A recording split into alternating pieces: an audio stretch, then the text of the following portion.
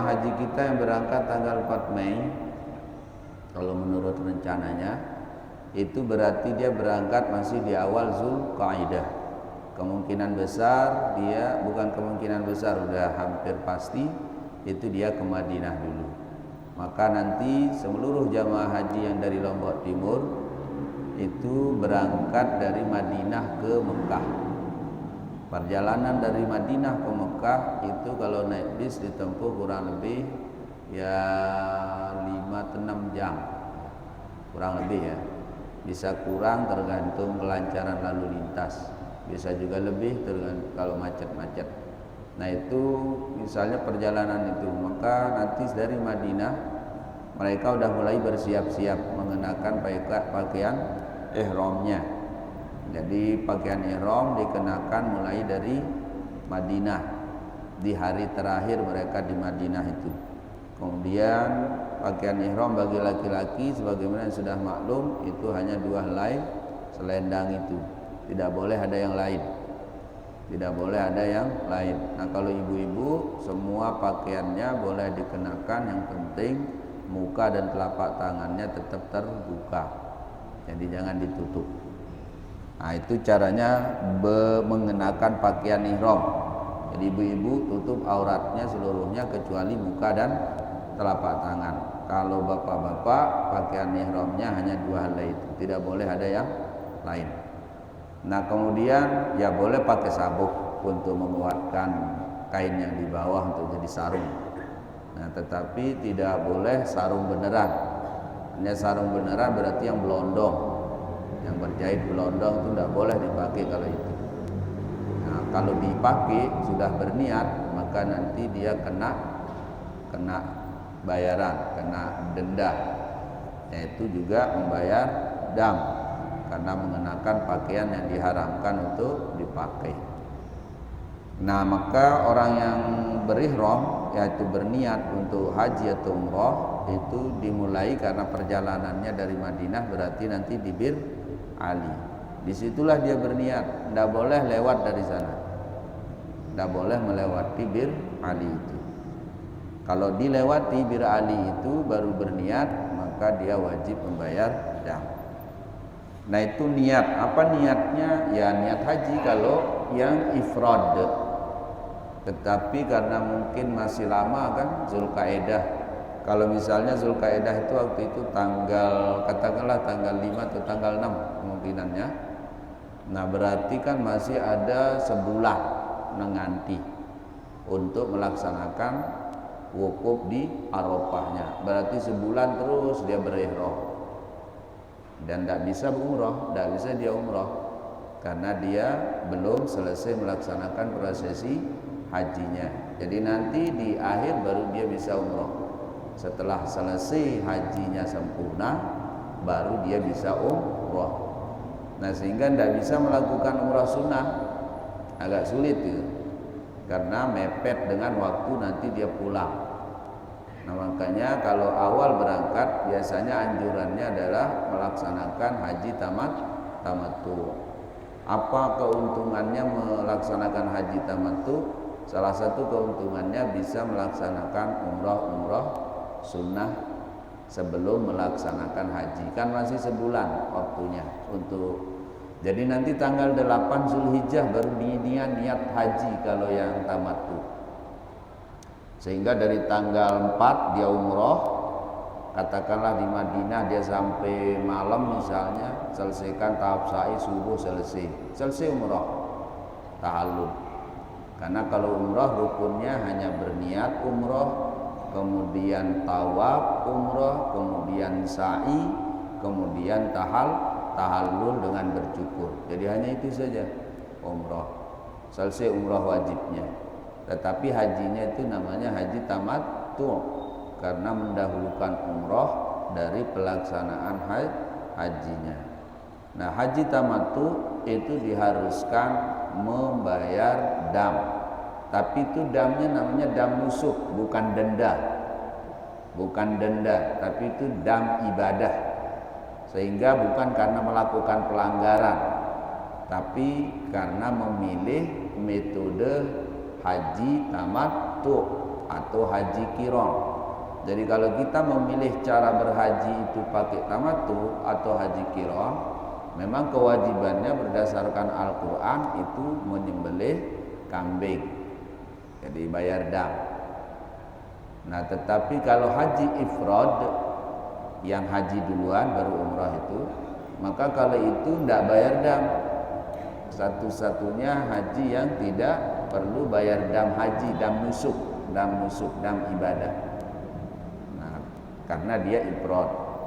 Nah, di dalam mazhab Syafi'i memang haji ifrad itu dikatakan sunnah, lebih afdol dari haji tamattu dan haji qiran.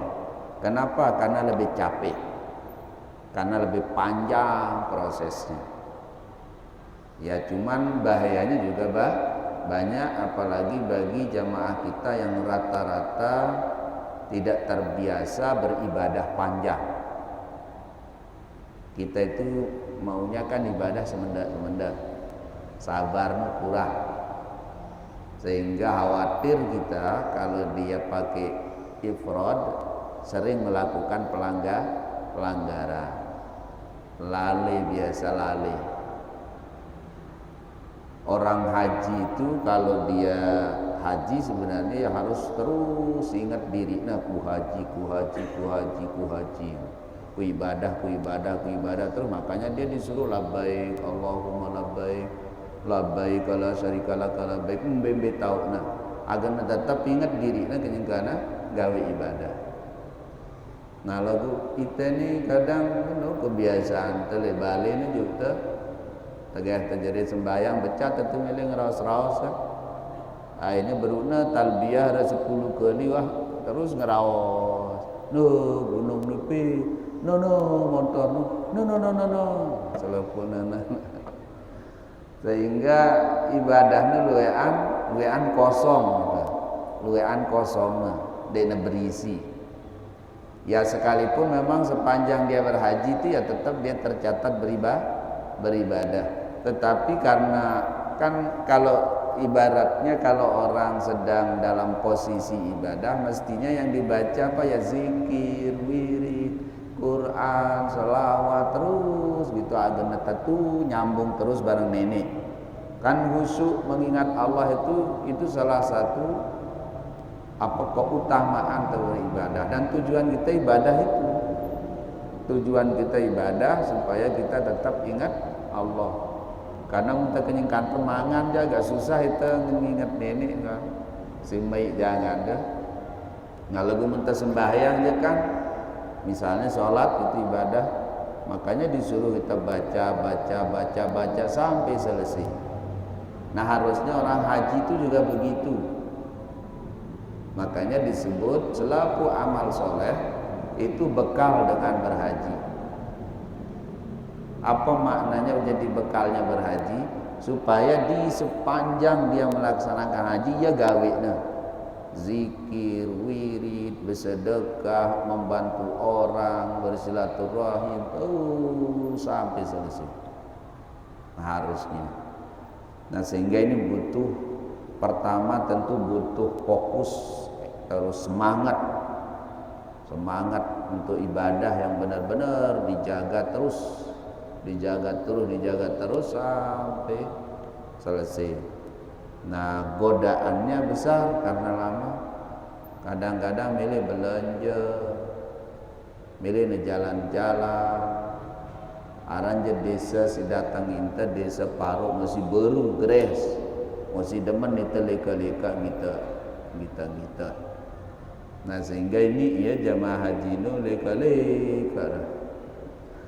Tawaf dari toko ke toko, dari kios ke kios. Nah sehingga ini jadi ya kurang afdol ibadahnya. Nah maka sarannya sebaiknya di umroh. Jadi haji ifrad itu kalau dalam mazhab Syafi'i lebih afdol. Hanya memang banyak ya karena luwih tantanganna, luwih ujianna, maka orang yang kuat itu yang bisa baik caranya ifrad. Kalau kurang kuatnya lebih bagus memilih haji tamattu. Nah karena dia haji tamattu memang dia lebih santai. Dalam arti karena dia umrah dulu. Nah umrah itu selesai dia sehari, ya seharian. Kan dia hanya setelah berniat langsung nanti sampai Mekah dia tawaf 7 kali, kemudian dia sa'i. Selesai itu selesai umrahnya, tahallul udah selesai umrah. Nah sehingga dia udah bisa ganti baju, udah bisa lagi berharum-haruman, milih berpengantenan bareng senina wah kanggo kalau yang bawa istri. Nah itu keringanannya di haji tamattu. Sehingga buat kita yang ibadahnya ibadah kelas-kelas semenda itu lebih cocok untuk kita. Kalau orang biasa ibadah sebelu-belu jelu hari-hari, dia ibadah sebulan 2 bulan tahan ya terus ibadah, dia nuah milih berkedek, dia milih berjurat, dia milih namun singan aja misalnya i'tikaf 2 bulan tahan ya i'tikaf di masjid. Nah ini aja cocok ifrat kan wah biasa kan. Dengan i'tikaf itu juga ditekanggu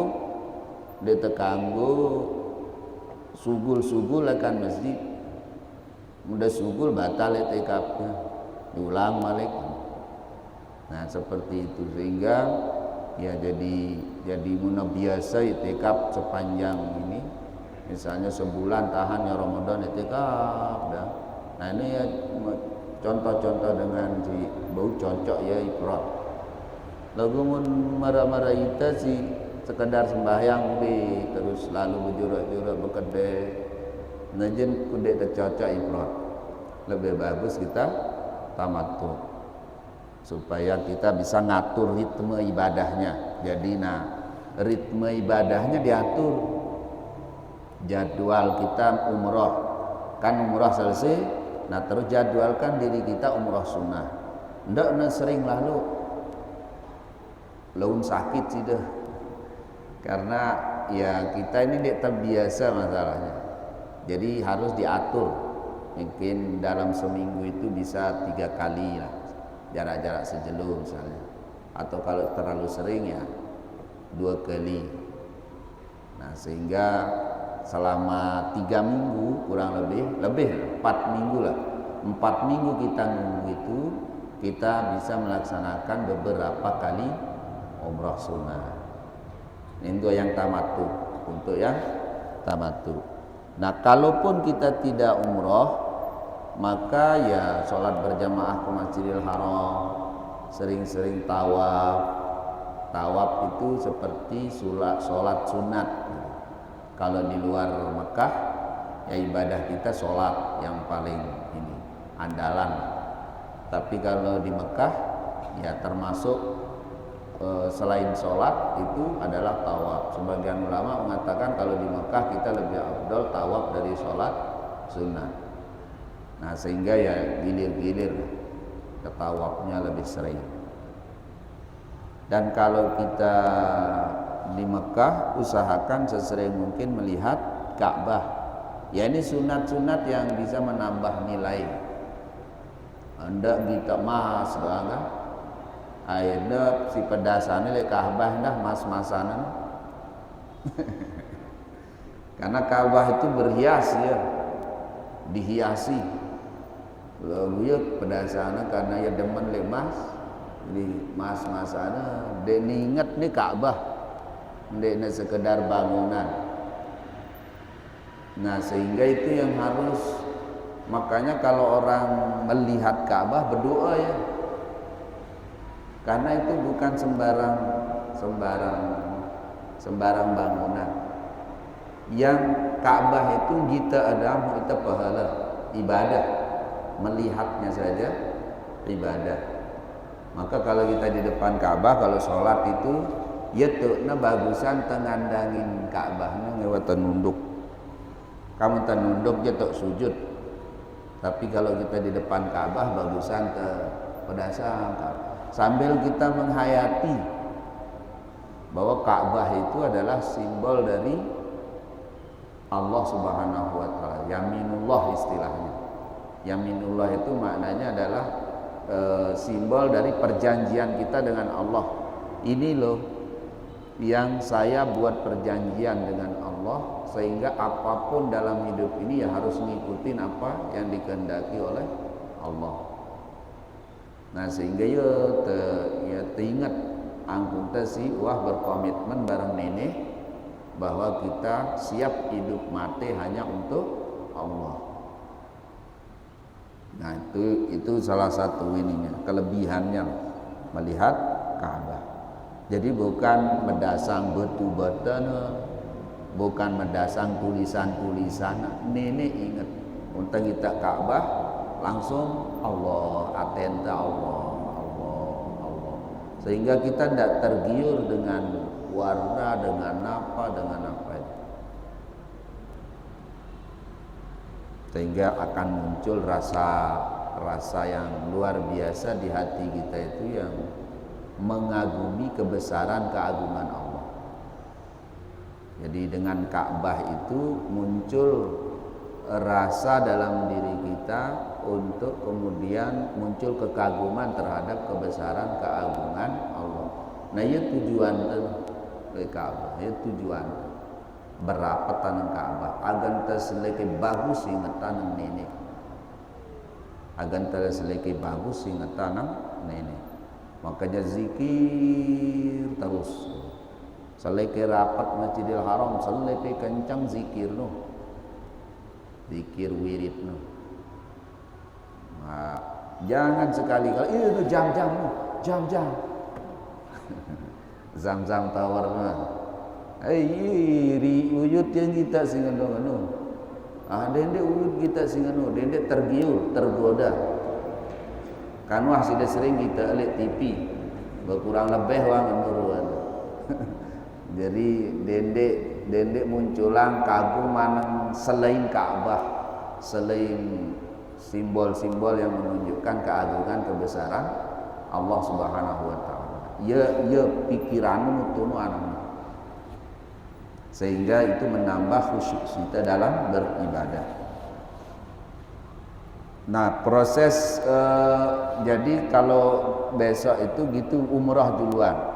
Nah pirang mulai berhaji dengan si berangkat itu, dia mulai berhaji nanti tanggal 8. Jadi setelah hari-hari kita melaksanakan kegiatan berbagai macam ibadah, ada ziarah-ziarah, ya perlu ziarah ke Jabal Nur, yang di situ ada Gua Hira, karena disitulah Nabi pertama kali menerima wahyu. Jadi untuk menapak tilas perjalanan baginda Rasul Sallallahu Alaihi Wasallam, sudah nanti diajak ke Jabal Sur untuk melihat posisi Gua Sur, di mana dulu waktu Nabi Sallallahu Alaihi Wasallam berhijrah ke Madinah, beliau sempat bersembunyi di tempat itu. Jadi tahu si datang ini si Nabi itu ya datangin agan terselekit sayang cinta kepada Nabi kita. Kemudian ziarah ke ada Maulidun Nabi, tempat lahirnya Nabi. Jadi maktabah, tapi sekarang jadi maktabah. Jadi ya tulisannya maktabah aja, maktabah Mekah lagu denara buku apa itu.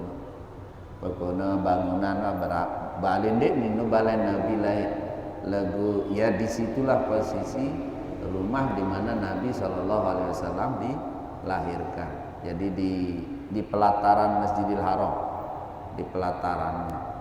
Kemudian beberapa tempat yang biasa dikunjungi untuk mengingat perjalanan Rasulullah Shallallahu Alaihi Wasallam. Jadi si geno terdatangin.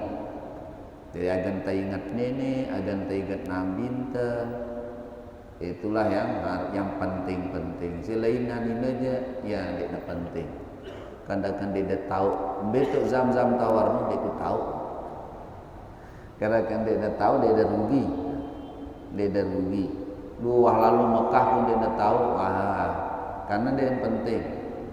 Ya, itu dia yang penting. Justru itu makanya sebenarnya yang lagu memang sunnatullah, tanda-tanda kiamat, tanda-tanda yaumil akhir, ya itulah bangunan-bangunan hebat-hebat itu berdiri di sekeliling Makkah, di sekeliling Masjidil Haram. Nah, itu godaannya, godaan dana Makkah.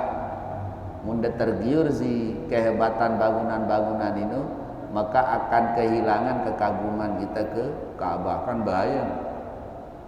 Bisa kok karena Ka'bah itu bangunan jamak-jamak. Sementara yang sekelilingnya, luar biasa bagus-bagus bangunan. Nah, sehingga itu jangan sampai kemudian rasa kerinduan kita yang jauh-jauh datang dari Indonesia mau ke Mekah untuk bisa melihat Ka'bah itu justru luntur atau kurang semangat gara-gara semangatnya sudah banyak tersita oleh hal-hal yang sifatnya duniawiyah. Ya, pokoknya gemerlap lah Mekah itu, gemerlap. Karena memang banyak investor yang menganggap yaitu kesempatan untuk mendapatkan keuntungan sebanyak-banyaknya. Sehingga ya di satu sisi itu adalah bagian dari cobaan ujian orang ketika beribadah ke Makkah khususnya. Di sisi lain yaitu juga tanda-tanda kiamat. Artinya itu memang sudah sunatullah begitu. Wah, mulai ketentuan ini dinebut kesalahan saya dinera kanggo kesalahan ini. Memang itulah sunatullah yang berlaku di wilayah itu. Jadi sebagai bagian dari tanda-tanda akhir zaman, tanda-tanda kiamat. Nah, nanti di tanggal 8 Zulhijjah barulah jamaah haji kita itu berniat haji. Ya tanggal bolu mulai karena mulai. Jadi enggak 5 jelo kurang lebih berihram. Tanggal bolu kan mulai, berarti tanggal bolu siwa 10 solas 12. Jadi 5 jelo. Bahkan nanti di hari ke tanggal 10 itu jamaah haji udah bisa tahallul awal. Sehingga mereka sudah boleh mengganti pakaian, sudah boleh berharum-haruman, kanggo molong kuku. Itu sudah mulai boleh. Karena sudah tahallul awal. Apa penandanya orang sudah tahallul awal? Sudah selesai melaksanakan 2 rukun dan 1 wajib haji. Apa 2 rukun yang sudah dilaksanakan? Sudah berihram, berniat, kemudian sudah wukuf di Arafah, kemudian melaksanakan wajib haji yaitu melontar Jumratul Aqabah di hari pertama itu. Jadi mudah melontar Jumratul Aqabah setelah selesai berihram dan wukuf Arafah, maka sudah kemudian langsung melaksanakan melontarnya tahallul awal, bercukur. Tahallul awalnya bercukur. Nah, bisa juga nanti tahallulnya sekalian di akhir, lagu berarti harus denahan diri munde deman tahallul awal. Jadi ya tahallul aja dulu biar lontas. Nah, sehingga dengan aktivitas tahallul awal lungguh tinggal mabit di Mina selama 3 malam, malam ke-10, malam ke-11, malam ke-12. Yang berangkat awal-awal di sebagian besar kemungkinannya dia napar awal. Napar awal itu berarti balik ke Mekah tanggal 12 Zulhijjah. Nah, kalau napar sani tanggal 13 mulai melontar, selesai melontar tanggal 13 dia baru balik ke Mekah. Ya beda sehari aja. Nah, dua-duanya boleh kita ta'ajjala, mempercepat, berarti sudah keluar dari Mina di siang hari tanggal 12 selesai melontar. Nah, kalau melontar tanggal 11, 12 itu di tiga lubang, 3 sumur, yaitu di Jumratul Ula, Jumratul Wusta, dan Jumratul Aqabah. Jadi ada Jamarot. Jamarot itu artinya 3 tempat lontaran. Ada jamarat pertama, ini si paling jauh akan Mekah, tetapi paling dekat dari kemah jamaah. Jadi yang paling dekat, tempat lontaran yang paling dekat dari kemah jamaah itulah jamaratul ula, tempat melontar pertama. Kemudian yang kedua namanya jamaratul wusta. Nah yang terujung, paling ujung, yang paling jauh dari kemah itu namanya jamratul aqabah. Tapi dia paling dekat dengan Madinah, sehingga kalau dengan Mekah, maaf, dengan Mekah. Sehingga kalau orang mau langsung tahu ibadah selesai melontar tanggal 12, itu langsung aja keluar, langsung los itu ke Mekah. Kan biasanya jalan kaki, tidak ada orang naik kendaraan, masih sulit mencari kendaraan. Nah, kalau sudah tawaf ifadah kemudian sa'i, kalau belum sa'i di tawaf qudumnya, nah, sa'i barulah selesai seluruh rangkaian ibadah hajinya. Jadi ibadah haji itu benar-benar selesai itu tanggal paling cepat tanggal 12. Paling cepat tanggal 12 Zulhijjah. Itu kalau orang itu langsung pergi ke Mekah, langsung tawaf, langsung sa'i. Tetapi kalau perempuan, ibu-ibu, dia kadang-kadang pas ini haid. Nah inilah yang agak riskan, ibu-ibu yang masih subur. Riskannya adalah kalau mulai haidnya justru di tanggal-tanggal Mina itu, karena kan dia seminggu haid, berarti dia nanti tanggal 12 haid, 13 haid, 14 haid, 15 haid, 16 haid, tanggal 7 mulai. Nah sementara dia belum tawaf ifadah. Nah maka kalau terjadi sampai menjelang hari pulang dia masih haid, nah itu di situ kita minta ibu-ibu itu ke mandi rauswa, mandi bersih, mandi raus, kemudian berpempas terus lalu tawaf, sa'i, terus uli anu hotel maksudnya. Dia sembahyang karena masih haid. Jadi dia itu hanya tawaf untuk darurat. Kadu mazhab Imam Abu Hanifah yang tidak mensyaratkan harus suci.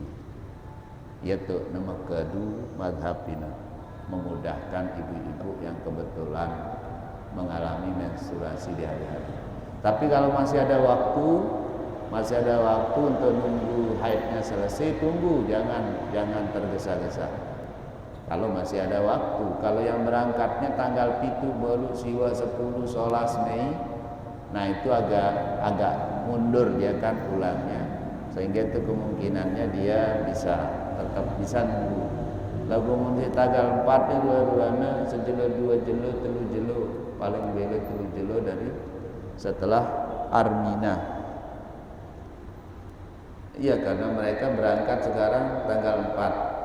Kalau tanggal 4 itu tanggal 7, berarti kan enggaknya jatahnya lek Mekah Madinah telang dasa pitu jelo.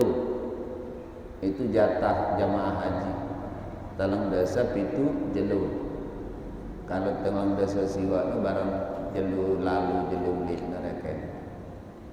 Nah sehingga 37 hari itu 5 hari di Arafah Mina potongannya, berarti sekitar 22 jelo di Mekah, 22 hari di Mekah. Reken kalender, dilihat nanti kalender. Nah ibu-ibu lihat kalendernya, kalender jadwal haidnya, perhatikan jadwal pulangnya. Ya kalau lalu aja dia perlu perhatian si uli supaya dia bisa mengatur jadwal ibadahnya dengan baik, sehingga tidak terjadi ada rukun, jangan sampai ada rukun yang tidak dilaksanakan. Karena menurut rukun dek tegawe si 5 ya dekna sahajina dan tidak bisa dibayar kecuali nanti tahun depan harus dikodok. Misalnya di nawah tawaf ifadah, Jadi dari selesai melontar ini kok dia ndek tawaf ibadah, ndek nara nginget tangan dengan tua, dan dia netenak batu. Nah, maka salah satu yang ingatkan kepada jemaah haji yang terutama yang awas, yang punya ilmu, yang ini cermati jamaah-jamaah yang menjadi rekannya. Menara jamaah-jamaah atas itu si awam itu dampingin dia. Kita je birang teman memeang dengan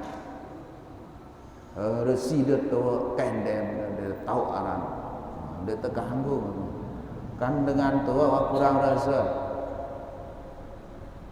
Ya namanya orang tua tentu apalagi di tempat yang jauh asing buat mereka, ya akhirnya banyak hal yang mereka dek ngeloding, sehingga harus tetap didampingi. Mun ndak tahu lek dengan si ngenu-ngenu, dengan si kurang rasa, insya Allah itu menjadi salah satu sebab kita mendapatkan haji yang mabrur. Andainya kurang-kurang lantaran dengan, ya artinya sunah-sunahnya dia nemu gawe dia nemu gawe umrah sunnah duit lalu karena gerong dengan si dan jaga dengan si kekurangan, oh tidak bisa jauh lebih hebat mau anda sih dengan si sering umrah lagu nenwah rumuk dengan itu. Jadi diingatkan jamaah haji yang masih muda, yang berilmu, yang ini supaya diperhatikan orang-orang tua kita. Karena ya itu wasilah kita, jalan kita dapat pahala yang besar, termasuk mendapat haji yang mabrur. Andena ne pokok-pokok nadamu degawe rukun doang, wajib doang di depekimo gawe sunnah lantaran derepot si dengan tua, lantaran derepot si seilah sile gerup dah tole kelompok dah, oh pahalanda nak kalah si dengan si gawe sunat berkali-kali. Karena justru dengan sida mendampingi mereka, akhirnya dia sah hajinya, benar umrohnya, dan tidak akan mendapatkan pahala haji orang itu, umroh orang itu juga. Jadi 10 tulang indah dengan, 10 dengan oleh kanda mau pahala haji, pahala umroh. Anda dah perlu umroh 10 kali, wasulang indah 10 dengan. Jadi harus dah tahu bereken. Dendek ternapsun doang, turut tangkel melendo paling sering anang Masjidil Haram, iwa batur. Kalau sekedar jadi kebanggaan menuju agikan dede. Maksudnya pemameran diri itu aku paling kuat pun haram. Sida je malas dah ngeneng batur. Dengan tua kena ya kan tua kalau kasih beruang darah balon teh. Jadi besi wajib tu. Pilihan-pilihannya tahu nalah. Lalu waktu maghrib isya, lalu munzohor asar dan nebau sida. Nah sida je karena sehat sida ya kante. Lagu angka munda bandingan pahala dan nulungin dengan kancap pahala sunat dan si ketu-keti anang Masjidil Haram dia nak kalah pahala nulungin dengan. Apalagi nulungin dengan agak bagus ibadah, kena ibadah. Nah inilah hal-hal yang ingin sampaikan sebagai tambahan penjelasan fikih hajinya, yang mudah-mudahan sekalipun ini becat-becat meloncat-loncat dan berurutan lagu ya, ini menjadi bahan-bahan sida untuk mulai baca-baca malik beketoan-toan, terutama sida sigan berangkat agar benar-benar siap zahir batin termasuk dengan ilmunya untuk menyongsong panggilan Allah melaksanakan haji, melaksanakan umrah yang merupakan rukun Islam yang kelima, dan mudah-mudahan pelungguh semua mendapatkan haji yang mabrur, kembali nanti ke tanah air dalam keadaan sehat wal afiat. Amin ya rabbal alamin. Ala hadhihi niyah wa ala kulli niyatin salihah wa ila hadratin Nabil Mustafa sallallahu alaihi wasallam wa ala alihi wa ashabihi ajma'in. Al-Fatihah.